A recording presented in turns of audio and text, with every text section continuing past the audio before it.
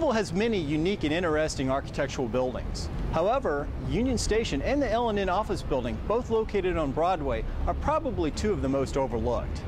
Long before airports and highways connected Louisville with the rest of the nation, the railroads provided the vital link for our transportation needs. And both of these buildings served important roles in the development of our city. Louisville's Union Station at 10th and Broadway served as the city's gateway for a large percentage of travelers. 3 United States presidents, Franklin Roosevelt, Harry Truman, and Dwight Eisenhower, entered through these doors. 1891 marked the arrival of the first train, and in the 1920s it became the largest station in the South. When Union Station was completed in 1891, it was the culmination of nearly 50 years of incredible growth for the Louisville Nashville Railroad.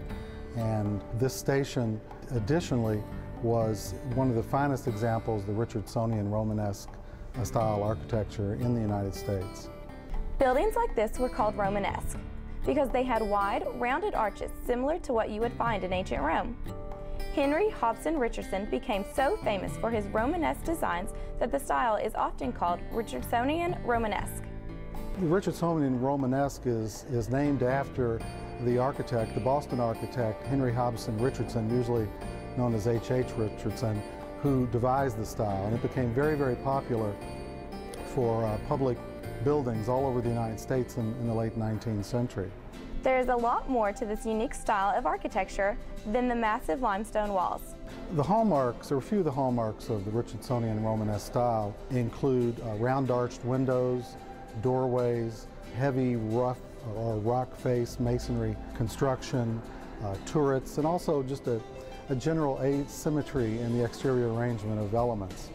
And one of the most magnificent aspects of particularly the interior, but obviously expressed on the exterior, are these great rose windows.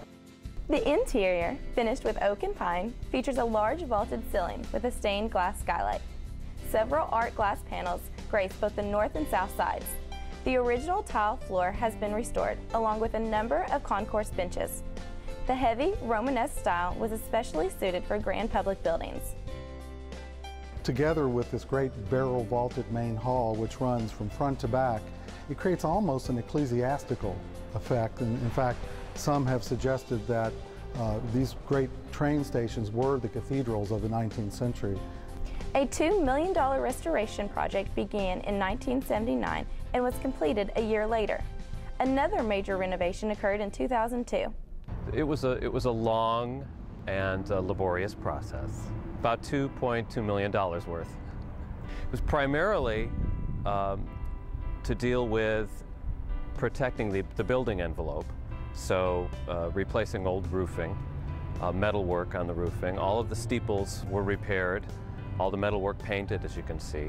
Windows, especially the hollow metal windows, the storms that were added after the building was built, those were all painted, repaired, and replaced. And then we added protection systems. We upgraded fire alarm system, upgraded electrical systems, that sort of thing. And then, most importantly, perhaps, beyond that, in the interior space, we brought it up to code for the Americans with Disabilities Act.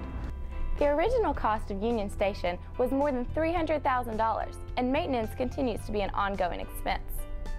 Some of the things that we will do are replastering or plaster repair and painting in the atrium itself, which hasn't been done in about 15 years, I believe. The slate roof is in pretty good shape now, but I'm sure we will have to continually make repairs there and to the metal surfaces. The HVAC, the heating, ventilating, air conditioning units, are getting quite old and need replacement. So it's the mechanicals and the building envelope we want to pay the most attention to, especially the windows in the upper floors, the third floor and in the attic.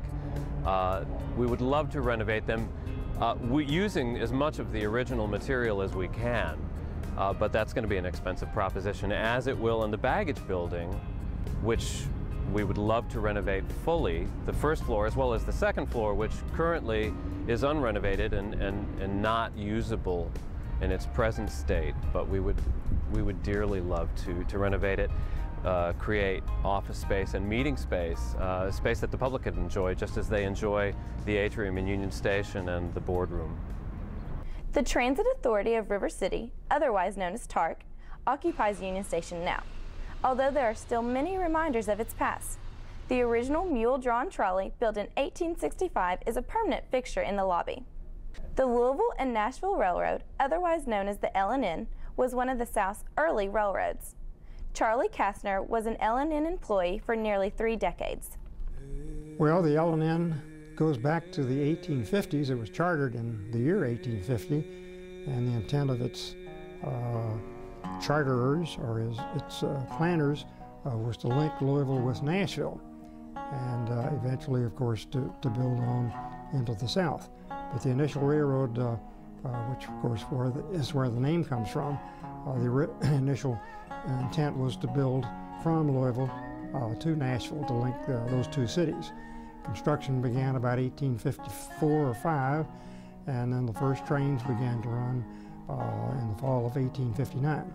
So just not quite 10 years after the chartering of the railroad in March of 1850, train service had been inaugurated between Louisville and Nashville.